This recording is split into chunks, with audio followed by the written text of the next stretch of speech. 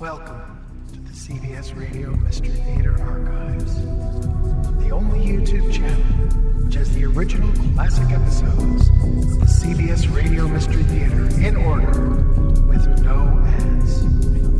Thank you for listening, and now, enjoy the show.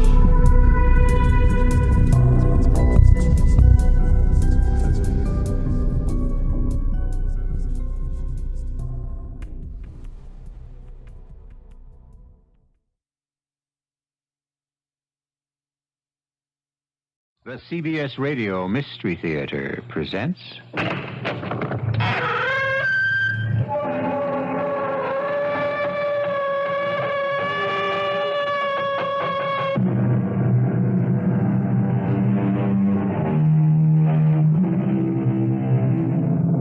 Come in. Welcome. I'm E.G. Marshall. Have you ever dreamed of flying? Of course you have. Everyone has. It's as natural as thirst or hunger. Except when it is not you who is doing the flying by yourself, but are being carried by... But that's our story. Another gripping twist on a subject which refuses to die. The vampire. I have come here, but I don't know why. Because I love you, and I want you to love me. Give yourself to me. How can I? You are a specter. You have no body, no being. Give yourself to me.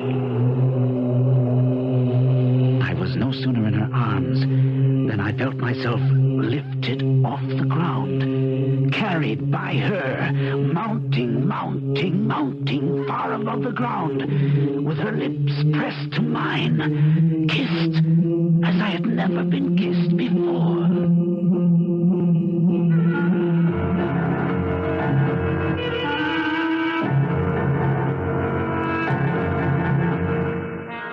Our mystery drama, Nightmare's Nest, was written especially for the Mystery Theater by Ian Martin and stars Gordon Gould.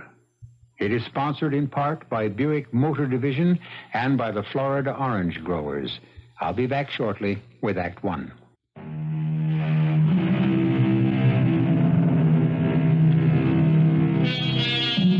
Most of us, I imagine, accept the concept that certain things have been left out of our general makeup. We don't hit a baseball like Henry Aaron or a tennis ball like Jimmy Connors. We cannot play the piano or paint or develop the business acumen to become a millionaire.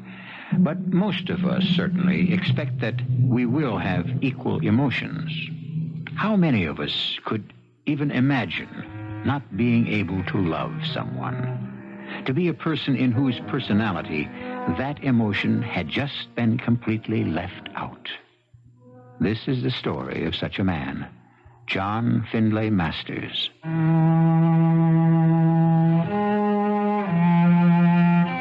I've never really felt incomplete. That is, I never had till... But that would be getting ahead of myself. What I mean is that I have never been unhappy. Although I suppose I've not been very happy either. But content enough with my life, my dreams, my achievements, and my few avocations. As Father Dan McGovern liked to say of me. You're the ultimate pragmatist, John, my boy. That's what keeps me coming by. I'll convert you yet. What keeps you coming by is the sad delusion that someday, some way, you'll beat me at our weekly game of chess. Can I get you something to drink? Oh, now that'd be nice. A little cherry would warm my heart if you'll join me. By all means. I wish I thought it could warm yours. Dan, you'll never let go, will you? Why do I worry you so? Because it's not natural to begin with. I mean, here you are, a man just turned 30, and you live like a hermit. You should be married with children. Not my style. At least you should have a woman who I mean, someone to cherish and love and... Father, and you, a man of the cloth? Are you advocating extramarital affairs? Of course not. I'm less concerned with sex than with love. Which only goes to prove what friendly antagonists we are. I am just the other way. One of the advantages of living in today's world. So let me put your mind to rest about that. And drink your sherry. Somehow, it doesn't taste as good as I anticipated. Well, that's a first-class sherry. It isn't the wine that sours on me, it's you. Why let it bother you? Because because I feel I stand in loco parentis to you. Your father, rest his soul, was a long-time friend. You puzzle and worry about me, Dan. You find me hard to understand. It shouldn't be too difficult. My father, who gloated over my mental capacities, my precocity in mathematics particularly, the academic honors I won that fed his vanity because I was his son. The endless hours he chained me to a chessboard, teaching me the game till I became the master.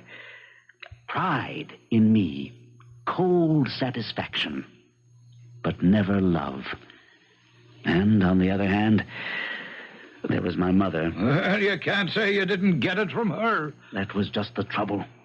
Too much. Like a dog that licks wildly at his master's face, or all the girls who hung around after the football game, or when we won the basketball championship. Wait now, by the Holy Father. There's some hope for you yet. There is emotion, when sure I thought your soul was dead and buried. Oh, don't be ridiculous, Father. I am a man of no emotions, because I don't need them, or believe in them, except as a destructive force. My motivations are scientific, in the realm of pure mathematics, sheerly practical. Come on, you finished your sherry. Let's get to the game. No. A moment longer. No, I don't feel much like chess tonight. Well, you'd better. Why is that? It may be your last chance. I'm giving up my apartment. I'm going away. Away where? I found the perfect house. Isolated, remote, locked away from the world. Oh, sure, the last place for you to go. I need to be utterly alone. I'm coming near the verge of a breakthrough in pure mathematical theory that could upend the world. Oh, dear God, would you listen to the man? Hasn't the world been upended enough already? Oh, John, I have a terrible premonition 'tis the worst thing you could possibly have done.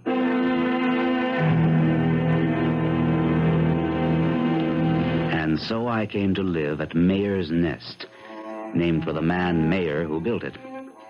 It should have been called Nightmare's Nest. But I had no idea of that, of course, that first afternoon, as Mrs. Denton took me on a tour of my new home. I'm sorry, Mr. Masters, for the condition of the third floor.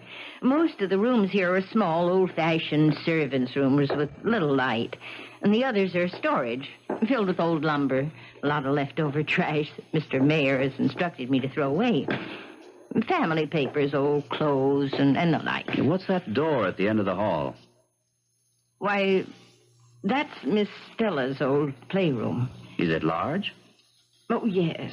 Well, let's have a look at it. Nothing's been done here. After she died, her things were all taken away, too. It looks perfect for me. That big gable window overlooks the garden? Yes, it does. Is it fully wired here? Oh, yes, it's heated electrically. Mr. Mayor had 220-volt current brought up. Well, then it's perfect. I may want to put in a computer. Quite a view, too. I didn't get a chance to really look at the gardens. It's beginning to get a little dark. What's that sort of walled-in area beyond the trees there? That's the maze, sir. The what? Mr. Mayor was a very rich man. He had strange fancies. He was visiting in London at Hampton Court, is it? Where Henry VIII lived? That's right.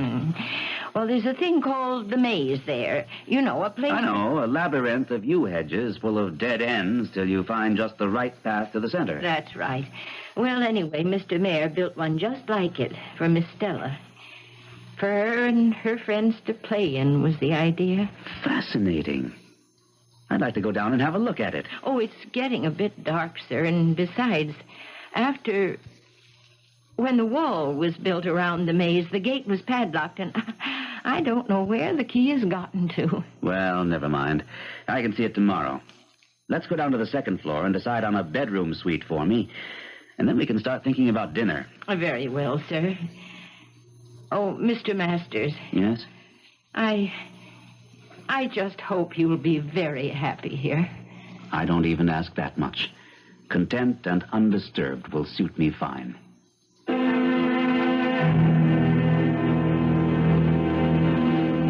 Good morning, Mr. Masters. You'll be ready for your breakfast? Just juice and coffee, Mrs. Denton. I don't eat in the morning. Oh, we have some lovely fresh eggs from the farm down the road. No, thank you. You will find that I'm a creature of habit. Too late to change anything in my life. Well, I heard you moving about, so I have the orange juice right here and the coffee nice and warm. Or, would you prefer some other fruit juice? No, this is fine. But speaking of hearing things, though... What? You heard something in the night? What? No, I slept like a top. Now, I was talking about the hall. There's an echo there. Oh, well, it's the tiles, sir. See, there used to be a big round rug there, but Mr. Mayor liked the tiles so much he had it taken up. Well, let's get it put down again. The place is as cold as a grave and sounds like walking through a crypt.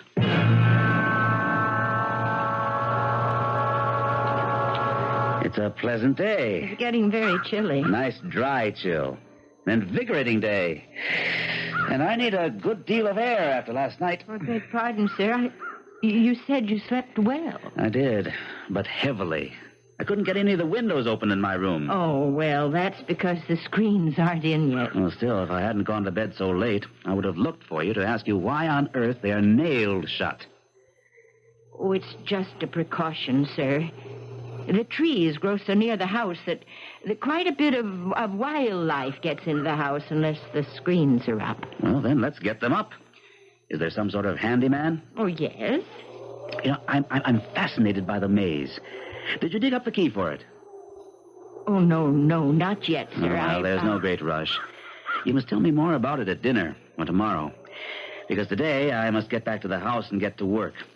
But I would like to get some windows opened. It's cold this time of year, and the screens need painting. Now, if you could just wait a while... Not too long. The house is as musty as a tomb. Let's get it opened up a little. What is it? Oh, you left the front door ajar. Oh, Mrs. Denton, don't worry. I realize there's an oil crisis, but a little extra strain on the supply... It isn't that, Mr. Masters. Oh, we shouldn't ever leave anything open. There are things that can enter. Things? Oh, you mean mosquitoes, flies, insects. And there are other things. Woodcocks, opossums, raccoons. We're that far out in the woods? We're all alone here. Isolated like. Well, as long as it isn't bears or anything we can't handle. What is it? I don't know. A funny dead smell. Oh, we must get this house open and let some air in. And what? I thought it was oppression at first, but strange reaction. It's depression. Doesn't make sense on a day when it's so clear and the cloud cover's so high. I never felt like this in my life before. Well, heavy, listless. No, what's the word? I know. Something I've never totally felt in my life. Even at my parents' funerals. Sad. Just unbearably, inescapably sad. Oh, Lord, help us. I knew as soon as I saw the door open. And the moment we got inside, she's back again. You let her back in.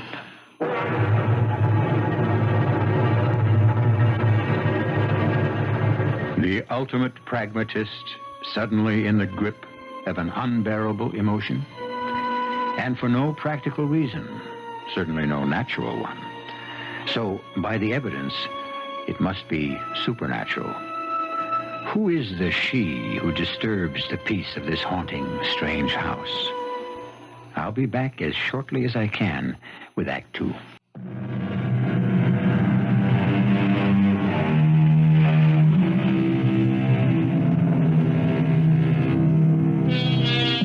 In the dark and gloomy hall, The huge, ornate staircase curving up behind his head like a giant question mark. John Masters, shaking off the depression that shrouds him, turns to the frightened, cringing little woman. Mrs. Denton leans against the heavy front door, whether for support or as if to bar its opening at the insistence of some outside force. It's hard to tell. Before he can speak, he has to take a deep breath to lift the crushing weight of nameless sorrow from his chest. What she? Whom have I let back in? Oh, I suppose you had to know sooner or later. Well, I'll try to make it as short as possible. Not in this echoing vault. Let's get away from sound and half-darkness. Here, the dining room will do. Now sit down, Mrs. Denton. You look as though you'd seen a ghost. Thank you, sir. No, not seen. But I know she's here. Who's here? Oh, the poor lost little soul. Stella. Miss Mayor that was. Tell me what this is all about. Oh, it goes back over 10 years. And she was such a lovely little thing, Stella. Just 17 and bright and gay. And chipper as a little bird, always laughing and full of fun. Until Ram Gitano came to work for us. There were horses here then for riding, and he took care of them. And he drove Mr. Mayor in his car to and from the station. Oh, he was a handsome young man with black hair and white teeth and a dark gypsy skin. And it didn't take Stella very long to fall head over heels in love with him. And they would sneak away and meet in the middle of the maze. There's a little sort of Grecian temple there. There used to be a gazebo. And I was so worried, I hid myself away behind there one night after dinner. Moshkadroka e boradine sharlukan kesana. What is that, Ron? Darling, what do you expect from a gypsy? That's Romany. What does it mean? My heart and all my pulsing soul is yours, my only love. Oh, how beautiful. Yeah, if you go for that. Stella, baby, what difference is it how I say it? I'm crazy about you. And you know I love you. Well, you know I buy it, but will your old man? I don't know. Have you talked to him about us yet? No. What's the matter? Afraid he'll think I'm not good enough for his little chick? I'll handle that. I don't think so. Oh. All right, Stella, you can go. I heard enough on my way into the maze to know where we stand. I'll handle this from now on. Crouched in my hiding place, I blame myself bitterly for not having been at the house so that I could have stopped this meeting. I could see, hear how hurt my little Stella was, and I wanted to come out and help her. I knew how wrong this man was for her, but I also knew Stella. I knew how deeply she could be hurt and how easily broken, so I froze, helpless. It doesn't matter what you do or say, Daddy. I love him. And if he wants me, I'll have him. Any way he wants me. Sorry it had to be like this, sir. I am sorry it had to be at all. How long has this been going on? Oh, for some time, Mr. Mayor. If you have in any way... I may not be Ivy League, but so far I'm a gentleman. No sweat there. You had better not. So help me God, I'll drag you in for statutory rape. I wouldn't advise it, Mr. Mayor. You wouldn't have a case. But nudge me far enough. I'll nudge you, all right. Straight out and keep on going. You're fired. You're making a mistake, Mr. Mayor. My mistake was in hiring you. Never letting you get near my daughter. But from here on in, I'll make sure you don't have another chance. You know I could tie you into a pretzel old... I'll try it, and I'll put you in jail where you really belong. On second thought, maybe I'll just lay a nice fat gypsy curse on you. That's what you really object to, isn't it? My race. I don't give a damn about your race. Or your color. Or up to a certain point, your creed. It's simply that I can recognize a no-good, hands-out bum just as well as you can. I came up from nothing myself. Only I made my own way. I didn't climb over other people's backs to get there. Now get out and stay out. I waited a long time before I left the maze. And by that time, they'd gone to the station. And I was left to comfort and try to calm down a frantic little girl who was mad with grief. Oh, I should have slept in her room that night. Her bedroom was the same as you have now, Mr. Masters. But I was fool enough not to. The rest of the story I had to piece together from fragments spoken in fever by Stella during her long, last, puzzling illness. Late that night, Rom came back. He climbed the big tree outside her window. If you look, there's a branch cut off now that used to stretch near enough to reach the sill.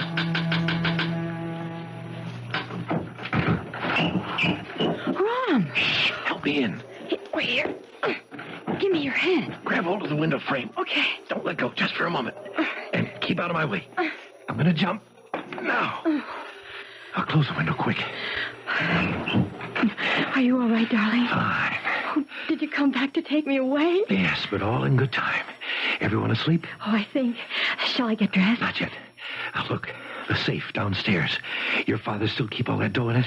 Well, yes. Well, there's nearly 10,000 there. I put away some for him this morning. Why? You know the combination? Well, of course, but... Look, darling, let me hold you in my arms. And listen to me. If I'd gone away, if I hadn't jumped off that train when it slowed down for Traverse Crossing, I'd be gone out of your life, you know that? Why? Why? Because it's written in the stars.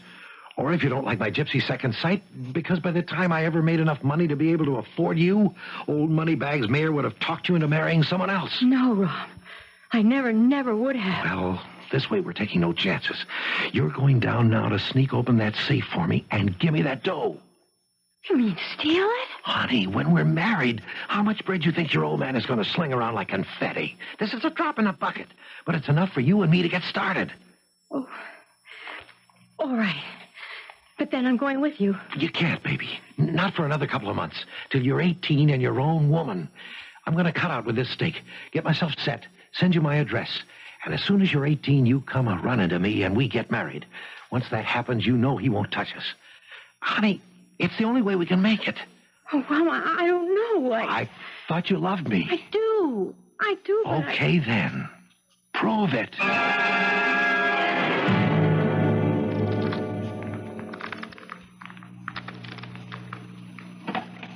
There. It's open. Okay, honey. Now get on upstairs. You know nothing about this. Leave the rest to me. Oh, I don't want to leave Just you. for a little while. Trust me. Oh, I'd put my life in your hands. Who's there? Don't move till I get the light. You kidding? Look out or I'll... Oh, what? You damn... Gould. You killed me. You? I thought I'd seen the last of you. The way it looks, that's what you bought. Daddy, what happened? Oh, you killed him. Still, I was only protecting my house. I didn't know who he was. I remember. You killed me. Drak Voldy Neister and Dermot Stark the Vampire. What? An old gypsy curse on you. I will not die till I replace my soul and one of you become a Vagram, Silfied Vagram. And this all happened 10 years ago? It would have been 10 years, nearly 2 months ago. And Stella, by that time, was under psychiatric care. Oh, the poor child. She just went to pieces. Do you think her father knew that he was shooting her... Well, that he knew who the man was? I don't know. I know that Miss Stella thought he did. She never spoke to her father again. Oh, this house was a terrible place to live in. We were all smothering under a terrible... a blanket of grief and shock. Sometimes it was hard to breathe. That feeling at least I had just now. And she lay upstairs in the bed you slept in last night and just wasted away. No, Mrs. Denton, that's silly. In this modern age, with all our medical know-how, nobody just wastes away. Life can be maintained by mechanical means almost indefinitely. particularly a young life. They couldn't keep her alive. They said it was anemia, pernicious anemia. They kept giving her transfusion after transfusion, but the doctors were helpless. The blood just seemed to break down and disappear. Well, she was buried in the little temple in the center of the maze. And that's where she lies now? No. You mean she was reburied somewhere else? Her body was moved? Her body was moved, but not by any earthly means. It just disappeared. I don't understand you. Oh, Lord, forgive me. I don't understand myself. I can only tell you this.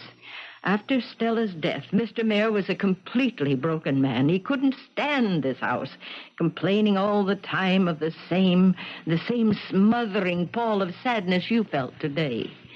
But he wouldn't sell the house, not while his daughter rested here. So I was kept on as housekeeper, and every day I took fresh flowers to place by the coffin. By his instruction? Yes. There was no wall about the maze then, but you can imagine. Because I had loved her so. What a sad pilgrimage that was every day. She might have been the daughter I never had. So I would kneel there and pray. But after I'd learned to find my way blindfold to the center, I seldom thought of looking at the coffin itself. Until one day, I did. And Mrs. Denton, are you all right? I'm as right as I shall ever be again. Are you up to finishing your story? Oh, I'd rather show you as well as I can. You wanted to see the maze. Well, now's the time to see it. You found the key? I've always had it. I never let it out of my sight. Shall we go? I followed her to the maze. The lock, rusty and old, but apparently well-oiled, opened easily, and we threaded our way to the little Grecian temple at the center, Mrs. Denton leading. Inside the temple was a dais, and on it lay a carved, frescoed bronze catafalque. She brought me to it. The lid is very heavy. It takes a strong man to open it. One day after she died, I came here with my flowers.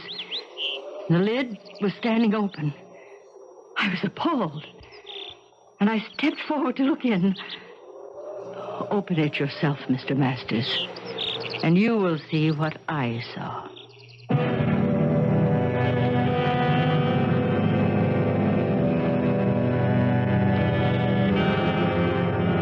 Curiouser and curiouser, cried Alice as she wound her way through Wonderland. But this is a darker and more disturbing world than Lewis Carroll ever dreamt of. Even at high noon, as John Masters and Mrs. Denton look upon the coffin of a long-dead girl, the forces of darkness swirl and cloud about them. I shall be back shortly with Act 3. The little Grecian temple in the center of the maze is very simple. 4 ionic columns, perhaps 12 feet high, bearing a cupola roof. It is open on all sides, save for a low marble circular series of slabs at sitting height, supported like benches. In the center is a dais about 3 feet high, on the surface of which rests a bronze coffin, obviously maintained with loving care. There are no flowers. Lift the lid. You need have no fear of disturbing the dead. Very well. It won't be so hard, because I am a foolish woman. The hinges are kept oiled. There's nothing there. Exactly.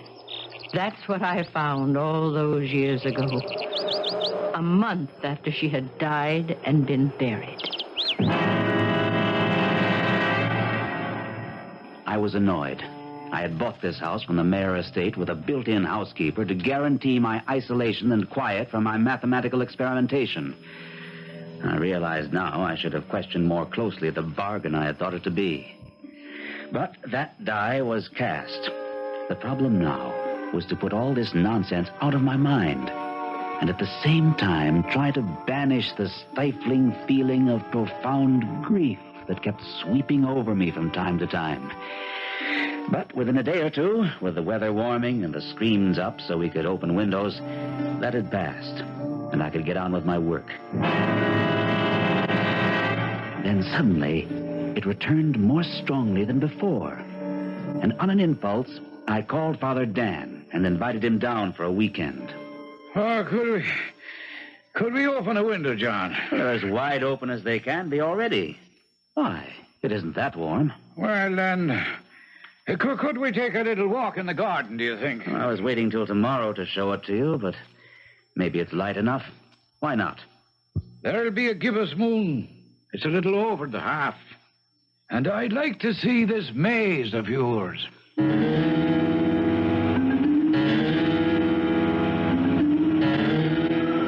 Well, it's an amazing little labyrinth.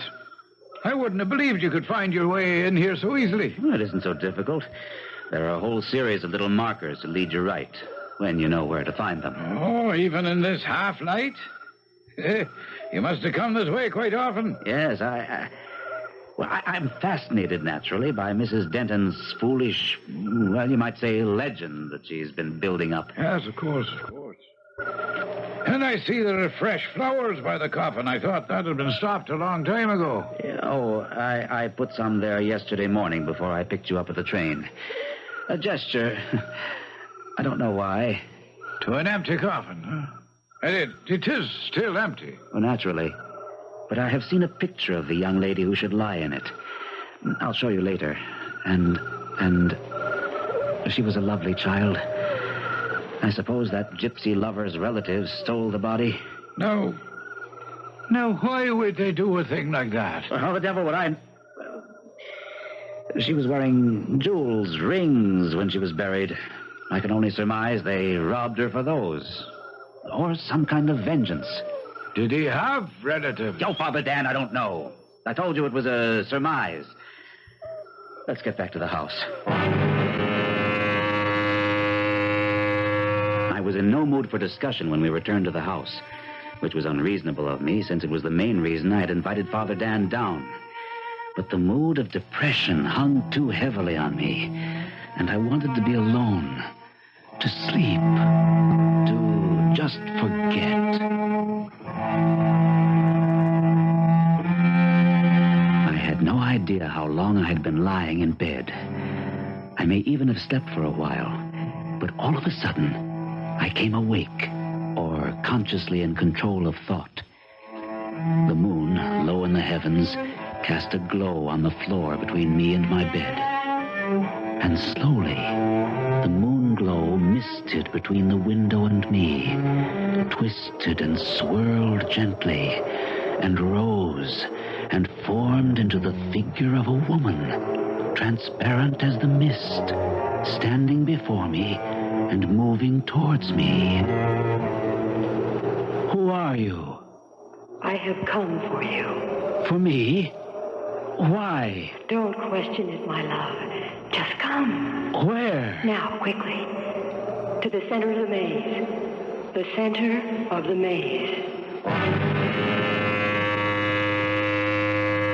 I didn't question it. Don't ask me why. Suddenly, I felt her lips on mine. Warm, promising, drinking all my heart's blood. And then she was gone.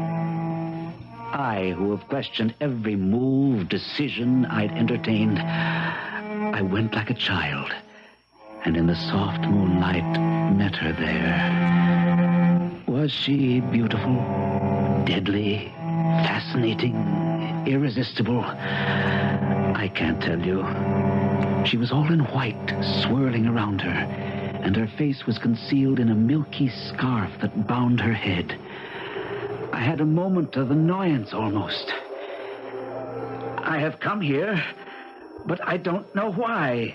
Because I love you. And I want you to love me. Give yourself to me. Give myself to you? How can I? You are a specter. You have no body, no being. Give yourself to me. I will do you no harm. Take me. never refused a woman yet. All right. Come here. We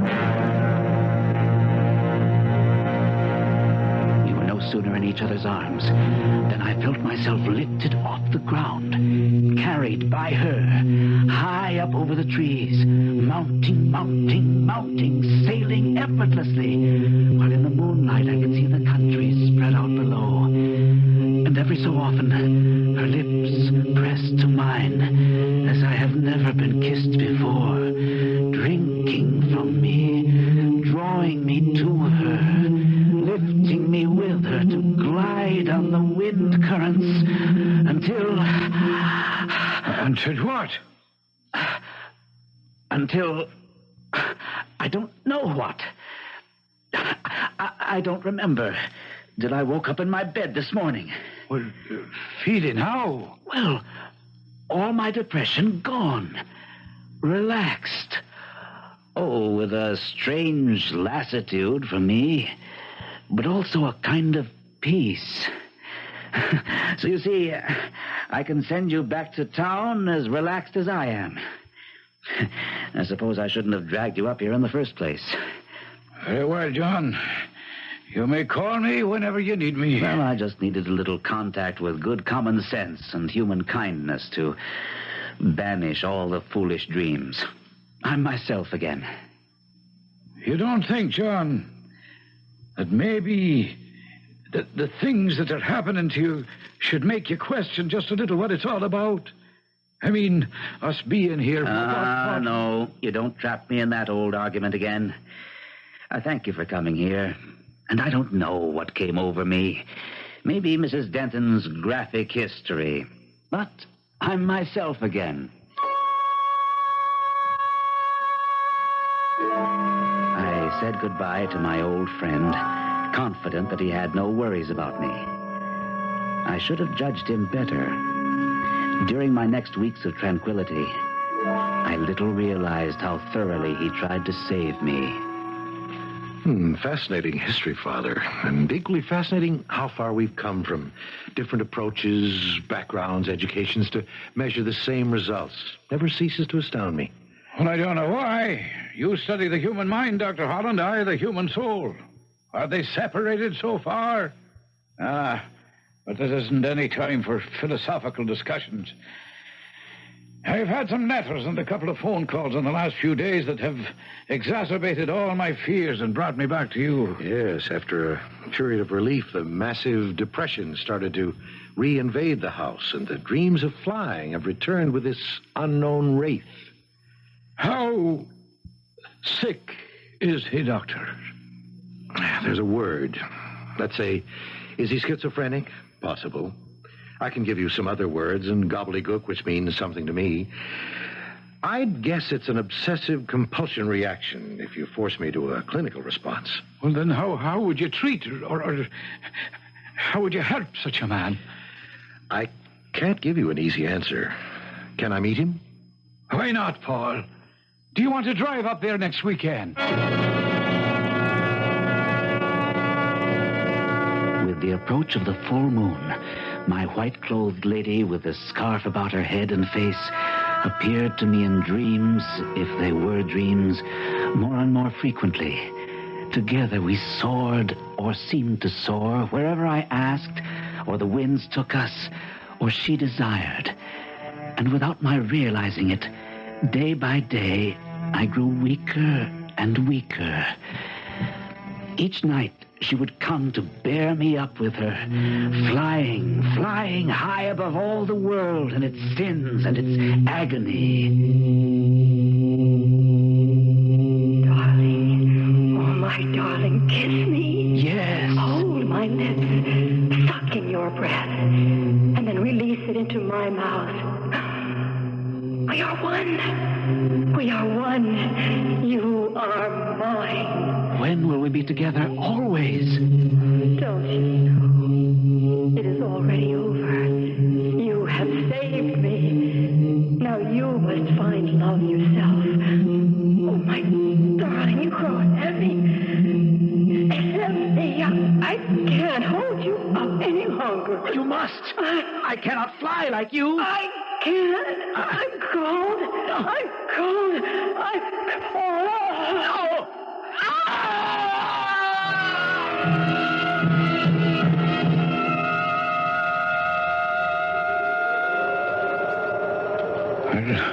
Thank you, Mrs. Denton, for bringing us here to the center of the maze. If you don't know your way, it's hard to find. So this is the tomb from which the body mysteriously disappeared. Yes. I haven't seen the inside of the coffin myself. Oh, you can open it if you want. There's nothing to see. Well, for curiosity's sake, I'd like to look, but you are the one who should say if it's proper. As I'm told, the poor child hasn't been there for 10 years. It's hardly likely we'd disturb her body or soul now. It's heavy, but... Oh, sweet Mary, full of grace. It's not empty any longer. What? She almost looks alive. Oh, that's her. Oh, my little Stella. Oh, just as she used to look. Oh, my darling. Oh! Dr. Harland, here. What is it? Here, behind the little temple. Look there, that was my friend, John Masters. Good Lord, he's dead. Of course. It must have been a terrible fall. The fractures are so multiple. But from where? The good Lord forgive me, I don't know. From the sky. At least from some terrible height, and yet it's incredible. What's that? The damage is so extensive. I don't want to go into details, but there should be blood. And there's not a trace of it. Not one single drop.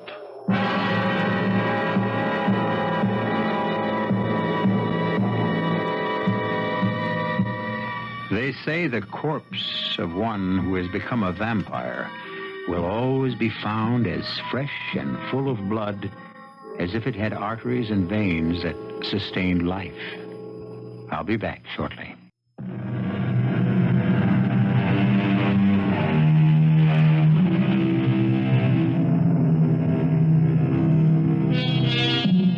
One further note on the vampire legend.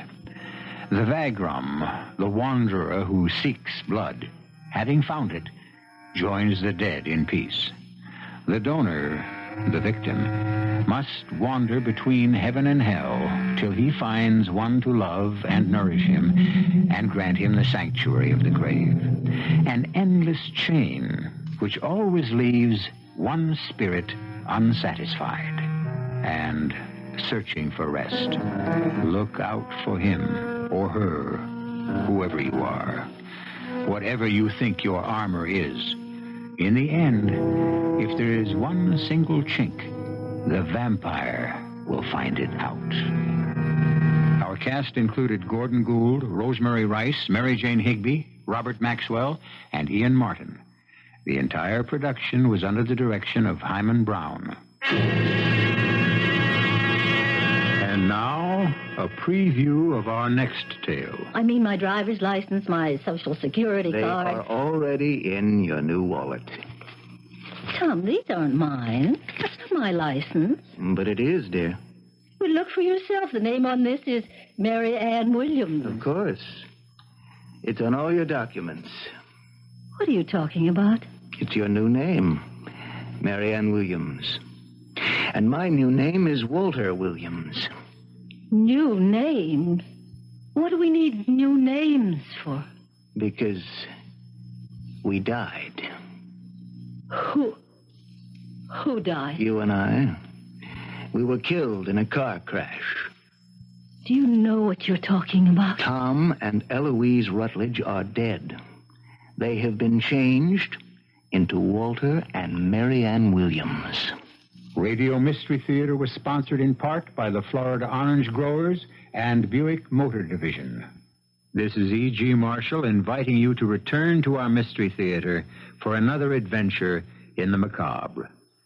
Until next time, pleasant dreams.